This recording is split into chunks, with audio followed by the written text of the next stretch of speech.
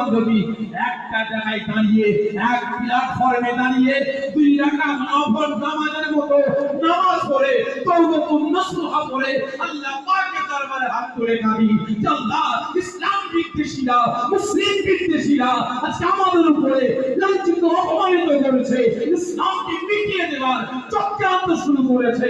আল্লাহ ওদের হাতে পরমাণু আছে, ওদের হাতে কামান আছে, ওদের হাতে বোম আছে, ওদের হাতে পাওয়ার আছে, ক্ষমতা আছে। আল্লাহ আমাদের হাতে কিছুই নাই।